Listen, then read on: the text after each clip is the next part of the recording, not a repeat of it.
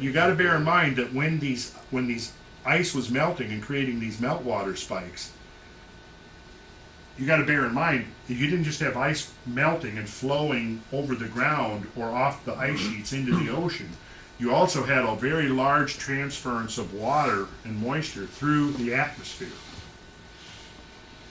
We'll get back to that. Let's read the last section here, and then let this last part of the quote sink in, because this is what was realized 12 and 13 years ago, and somewhere in the anthropogenic climate warming hysteria has been essentially lost in the shuffle.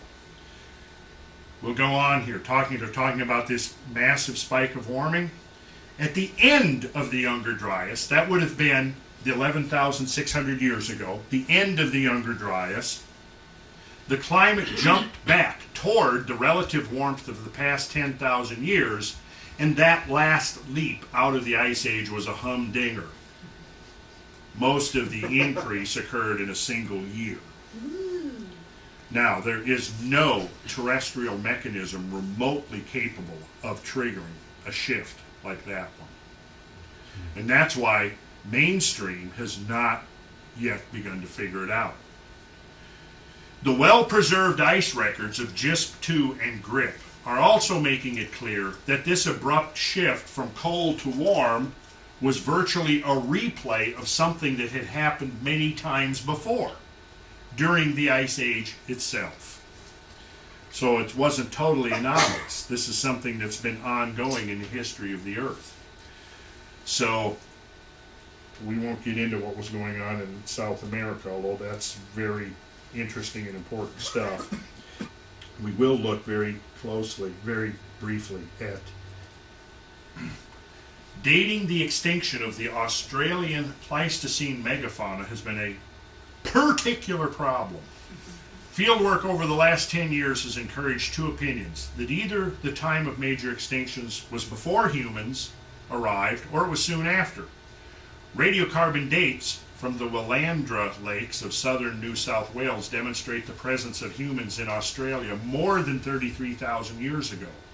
But no archaeological site has satisfactorily shown any prolonged overlap of humans and classic megafauna. Recent excavations at a small swamp in Lancefield have put a sharper focus on the time of extinctions. The swamp has a 0.2 meter thick bone bed, 1.5 meters below the surface. From this bone bed have come the well-preserved remains of 6 extinct megafaunal species in a datable stratigraphy. The age of 26,000 years shows that these species and humans had been living contemporaneously in Southeast Australia for at least 7,000 years. It is significant that a major hydrological change was previously recorded from other places in Southeast Australia at about this time. Now, this is significant because at the same time this was happening in Australia, the Northern Hemisphere was plunging into the last phase of the Ice Age. When essentially the Northern Hemisphere was transitioning from a climate not too dissimilar from the one at present into a full-blown Ice Age. And when that transition began in the Northern Hemisphere, in the Southern Hemisphere, we had this event. The bones show very little cracking, abrasion, or surface flaking, which suggests that after the death of the animals, their bones did not lie exposed for long on dry land, and that they were constantly covered by water after deposition. What would that suggest? Yeah. However, in spite of their good condition, the bones are not found in articulation, which means their skeletons are not together. They have settled horizontally. Many which are broken were broken before final deposition. There is some evidence for water sorting. All this suggests that partial carcasses and broken bones accumulated in the swamp. We estimate that more than 10,000 individuals are represented in this swamp. And here we see a section view of the Lancefield swamp bone bed, which is this thing right here. And you can see the layer of bones that's in this, sandwiched in these two layers. Very distinct soil layers above the bone bed and below the bone bed. This shows the excavation pit, excavated in February of 2004. Is it rock or dirt? It's alluvium, so it's dirt, soil, probably almost certainly deposited by water. And here was the Lancefield swamp bone bed when first exposed in 1975. You can see, all interspersed throughout what was probably at one time a muck-type deposit are these bones that they're estimating as 10,000 individuals of these large, extinct Australian megafaunas. Now, this is interesting because the timing of this event seems to, and again, no studies that I have seen have been looking at the extinction of, you see, the Australian extinctions took place 13 and 14,000 years before the Northern Hemisphere extinctions. And so this seems to be the final spasm in the extinction of the Australian megafauna, and it occurs precisely at the same time that the Northern Hemisphere is transitioning from an interglacial to a glacial age.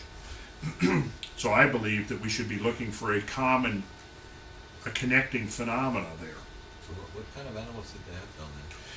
Well, let's see. I mean, they had a bunch of them. Giant carnivorous kangaroos were one of them extinct that were 9 and 10 feet tall.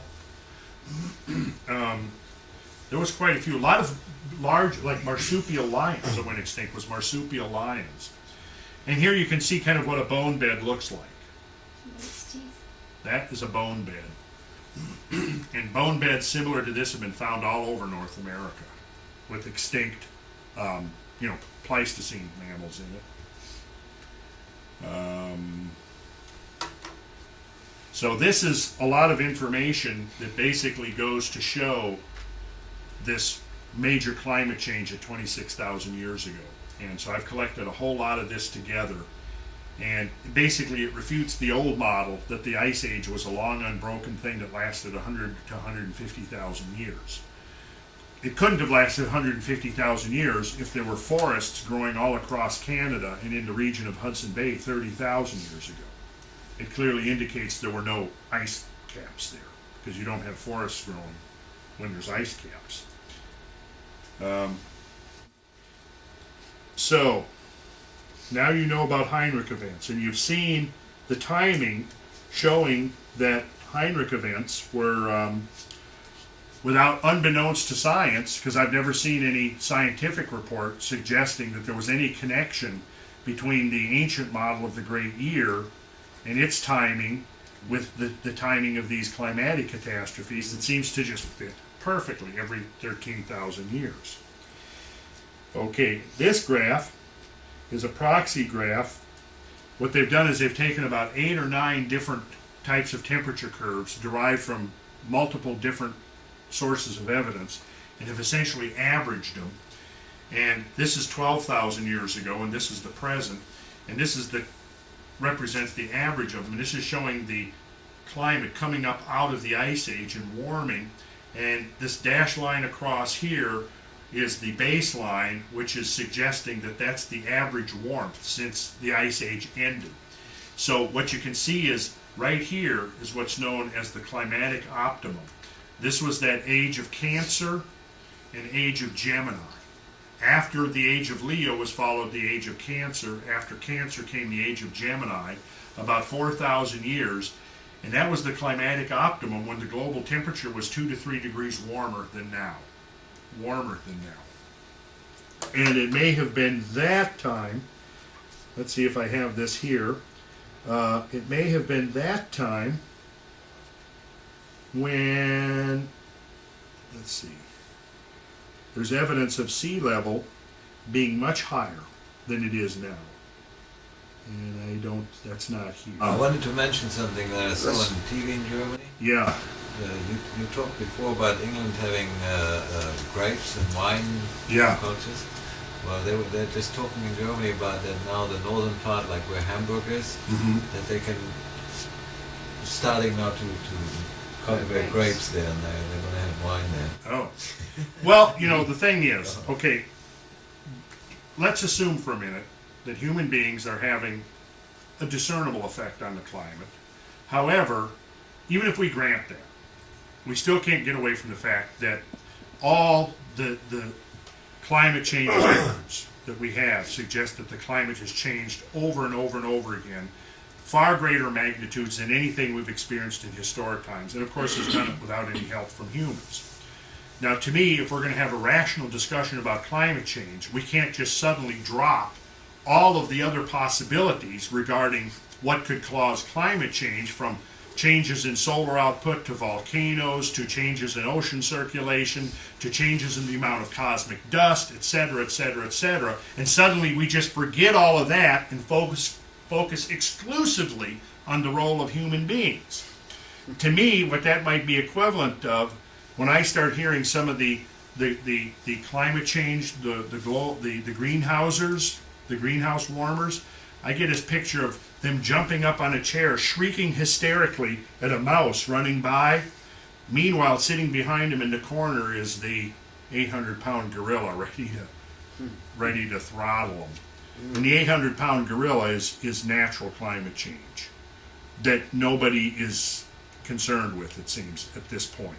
Because if it's natural climate change, there's nothing the politicians can do, there's nothing the bureaucrats can do, there's nothing that the NGOs can do that will have, you can't, if it's humans, you can legislate. You can put rules in place and create new bureaucracies to control the behavior of human beings. Tax. What? Tax, yes, you can put new taxes in place to carbon offsets, the whole 9 yards. If it's natural, then none of that stuff can be justified. So you see, there's a big built-in incentive to ignore the natural phenomena of climate change.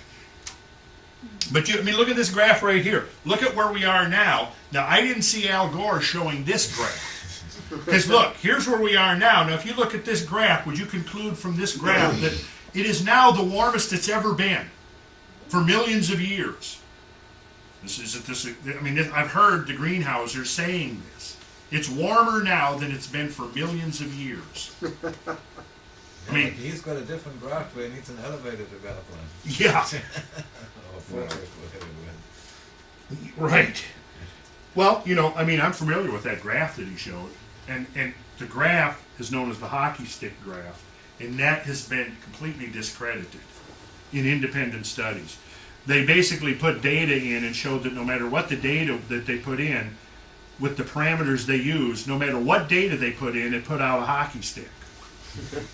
There's the graph Paul was talking about, third one from the bottom. Yeah, notice the first part of it is here, and then the second part of it, see there, right there is your two climate warmings. Oh yeah, and you see the older root and right. Yeah. Exactly. Man. Yeah, that's the Otterade climate event that you saw. Yeah. Root or whatever, right there. Yeah, that was a. What's the IS number? To the right, Randall. Oh, that's the isotopic stage number. Isotopic stage. Isotopic stage. Yeah, they've named, whenever there's a change in the isotopic composition of the foram shells, they give it a number. Yep. And so that's what each of those represent, those changes in the isotopic stages.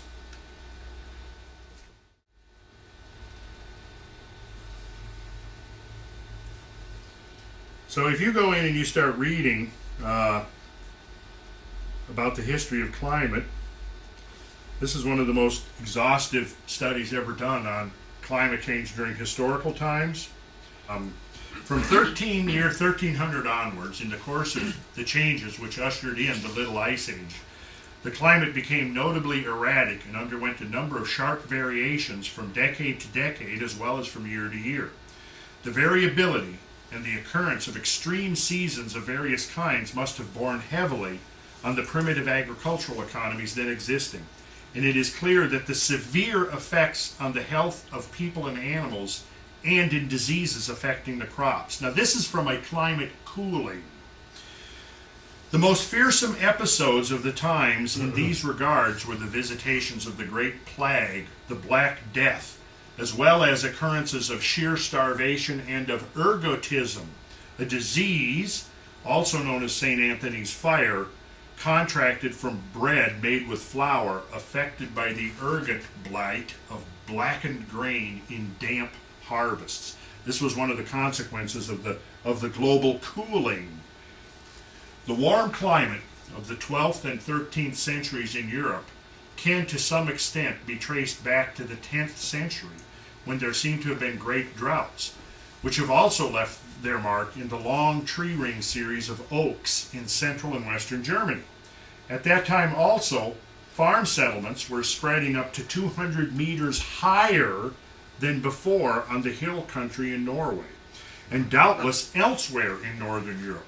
Cultivation of the vine was also spreading farther north in many parts of Europe, and ultimately spread to greater heights than today, and clearly indicating it had to be warmer.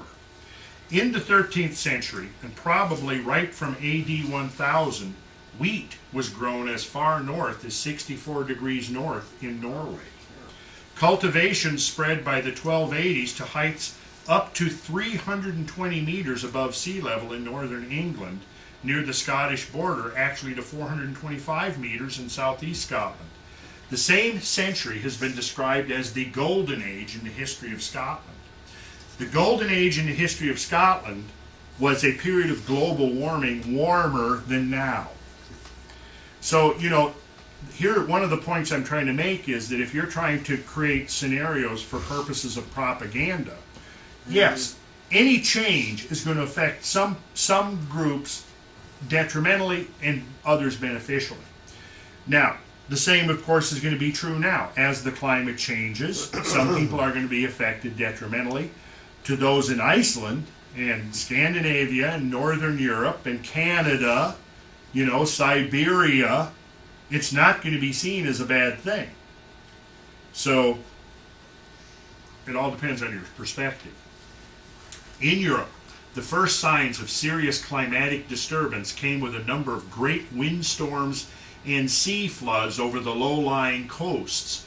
For instance, around the North Sea in the 13th century, the reported drowning of 100,000 to 400,000 people in some of these incidences places them among the worst ever recorded in weather disasters. Now, this is from global cooling, not from global warming.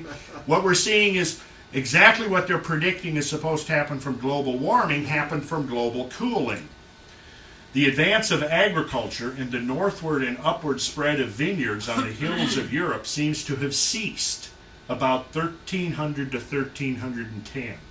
In England, the cessation was abrupt, coming as it did after a few decades in which the spread had been vigorous. And it is clear that, apart from the great storms at sea and floods of the low-lying coasts in the 13th century, the first bad climatic shocks came at this time.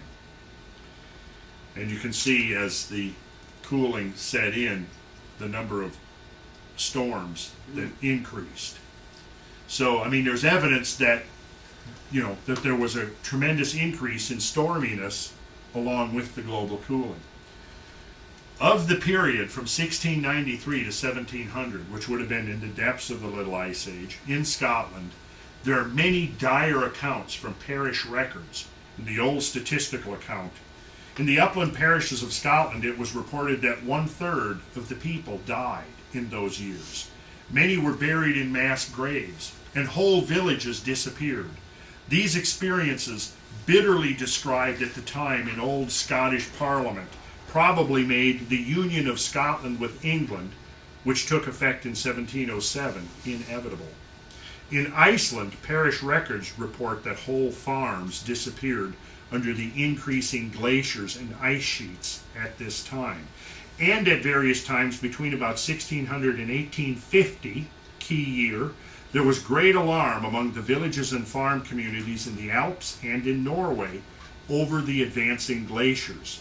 Many pastures and some whole farms and villages were in fact overrun. And here we see a painting that was done at the height of the Little Ice Age, probably in the late 1700s or around 1800, right in there, of this valley in the French Alps. And here we see the same painting juxtaposed next to a photograph that was taken back, I think, in about the 1970s.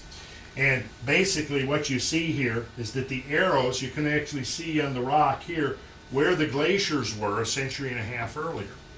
and they retreated up valley.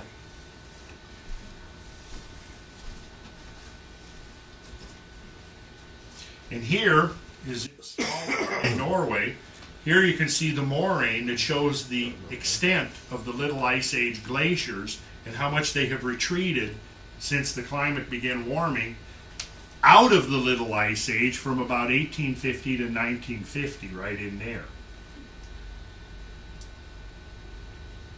Oh, these are just temperature records in England showing that, essentially from then to now. And if you looked at this, you wouldn't see anything indicating that there's this sudden catastrophic warming under occurring in England.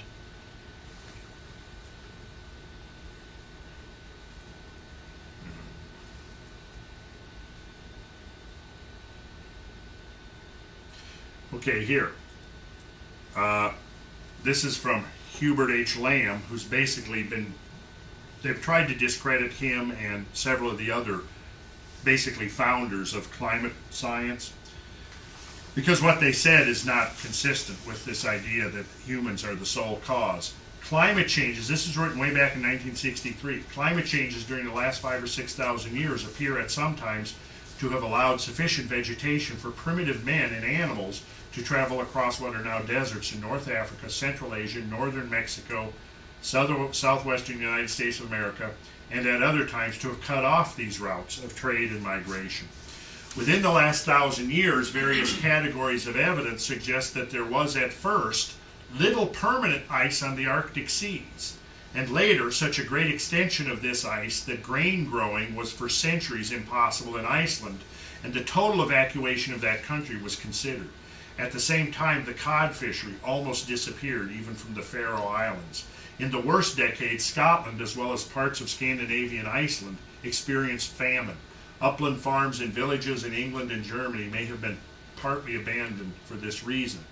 But he's referring here to evidence that still exists that during the medieval warm period, pretty much all of the ice disappeared from the Arctic Ocean.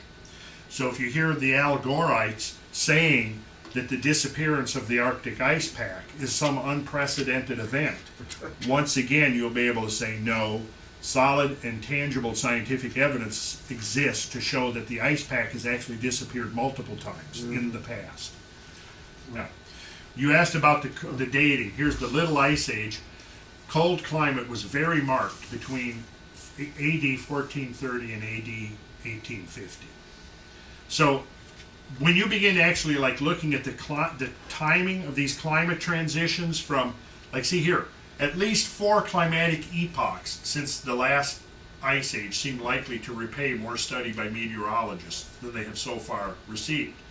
The post-glacial climatic optimum, which was the warm period culminating between 5,000 and 3,000 BC, that's 8,000 to 5,000 years ago. That's the period that we were looking at, Age of Cancer, Age of Gemini.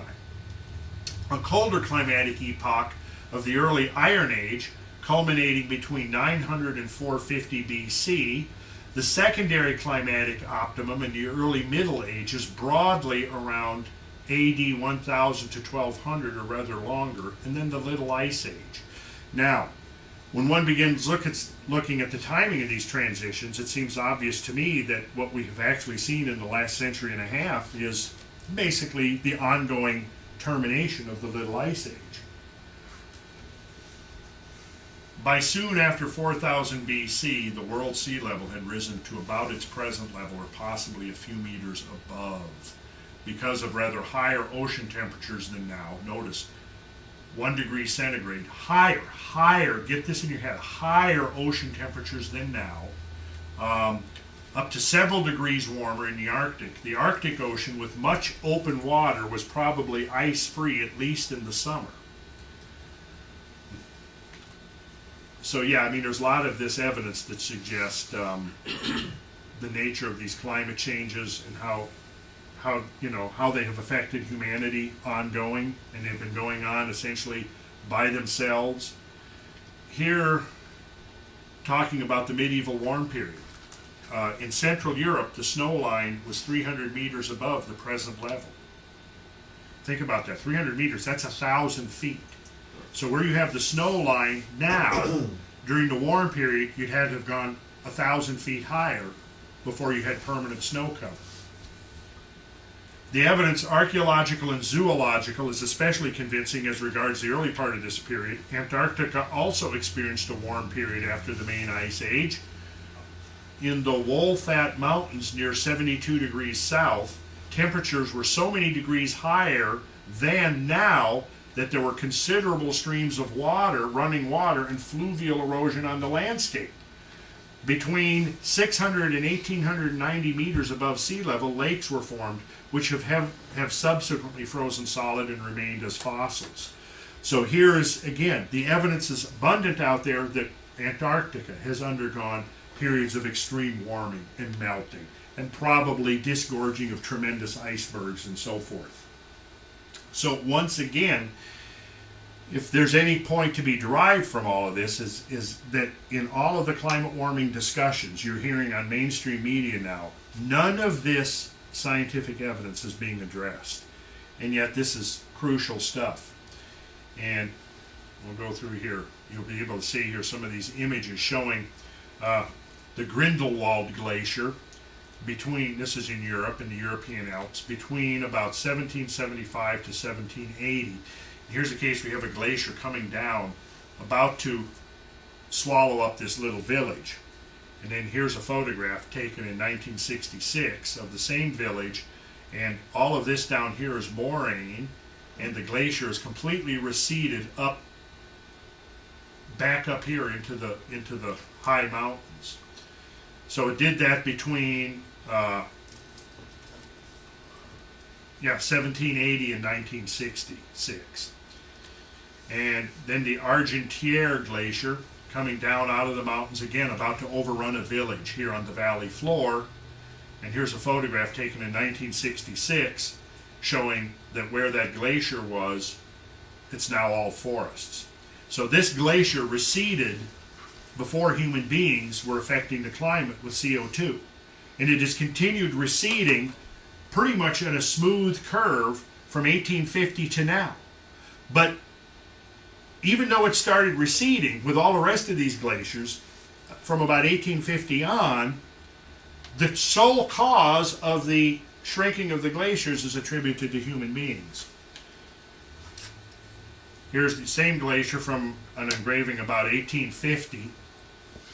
And here's a photograph from 1966. Same village, same church. Right here you see the church steeple. And here you see that the glacier has come down almost to the perimeter of the village. And then in the photograph, which is 116 years later, it's receded all the way back up into the mountains and left moraine down here. And the Franz Josef Glacier, to show that the Little Ice Age was global in extent, here was a painting by Sir William Fox done in 1872. And here is okay, so it's 3/5 of a mile across. And here is a photograph about 1905. And you'll notice this rock in the foreground was partially covered when Sir William Fox did his painting. And over here you don't see any rocks.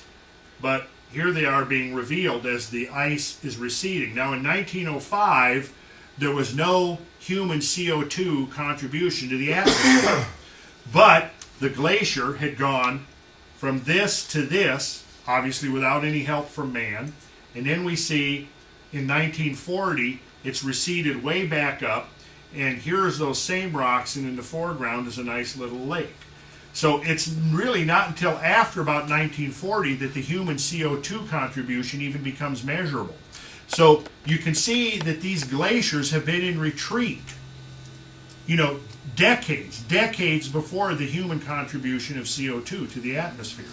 So when somebody starts trying to blame the diminished size of glaciers on, our driving SUVs,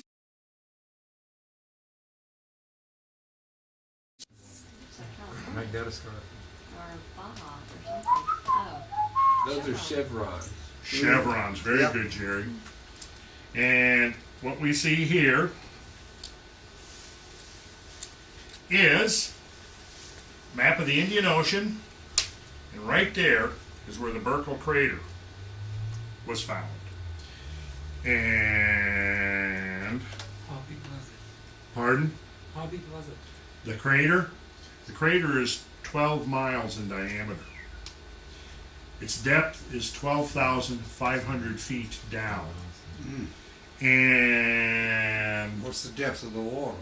the depth is 12,500 feet where that event occurred. The dating of this puts it right around 5,000 years ago. And the effects of it are these gigantic chevrons, which are seismic sea wave, or tsunami deposits. And this is what they look like, chevrons. And from the ground, they look like this. If you go here, and you'll see the chevrons are the V-shaped, and for example, here's a nice, elegant V shape. And they're pointing, basically what we're seeing is the onrush of water onto the land this way, and then it's draining back off. That's what we're seeing. That's how these, you see, if it was a uniform flow in one direction, it creates those nice current ripples with parallel bands and so forth. Here what we see is the current ripples have been, moved and essentially smeared into this chevron-like shape. And this is what a chevron looks like from the ground. They're 600 feet. This would be the point of one of the V's, and they're 600 feet thick. And if you recall the story, when this broke last fall, and I brought this in, what was interesting about these was because they had all the earmarks of water-laid deposits. When they took core samples inside the chevrons, they discovered that there were deep-sea microfossils, and that the microfossils were extant species. That means species that are alive today. But the most unique thing about them was fused to these microfossils was extraterrestrial metal. These were microfossils, by the way, that were known to exist on the floor of the ocean. Deep-sea microfossils.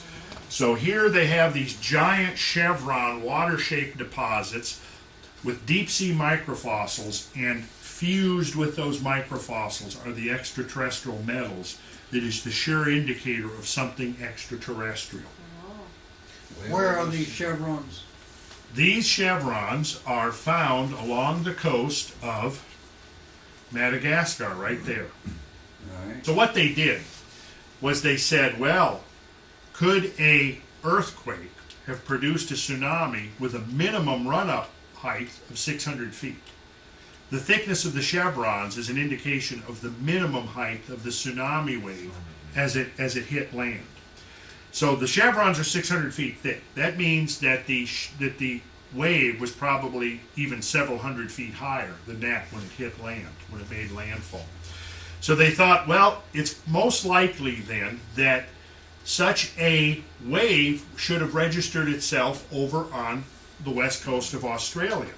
So when they looked on the west coast of Australia, what did they begin finding? Do you see it? It's horizontal. Well, can you see it? Look at it. Yeah.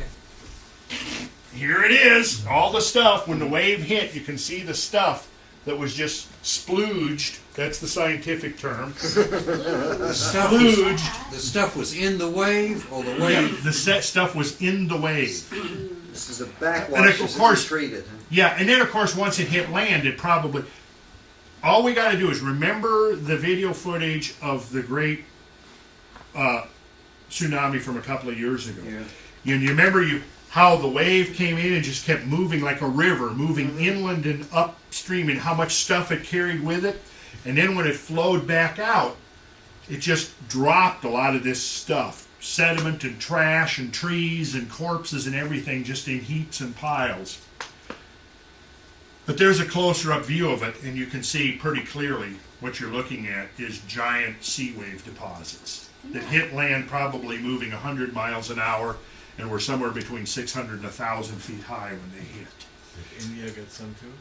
Well, Is that land the in studies that I have not been able to find studies on India yet.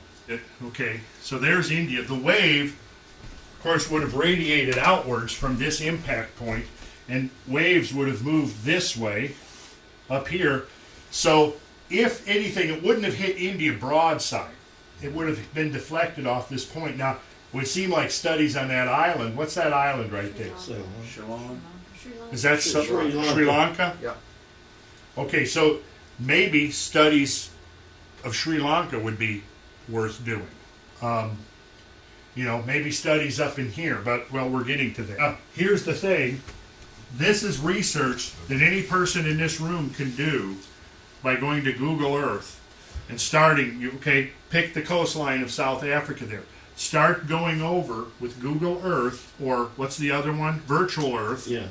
And start looking at them. That's how I found those. I mean, I read about them in the literature and where they were supposed to be, so I went to Google Earth and began looking, and sure enough, they were, there they were, as clear as anything. So, they then, based upon the direction of the chevrons are directional indicators. See, you can tell from studying a chevron which direction the current came from. And so that's how they located the epicenter. They didn't know there was anything on the bottom of the ocean.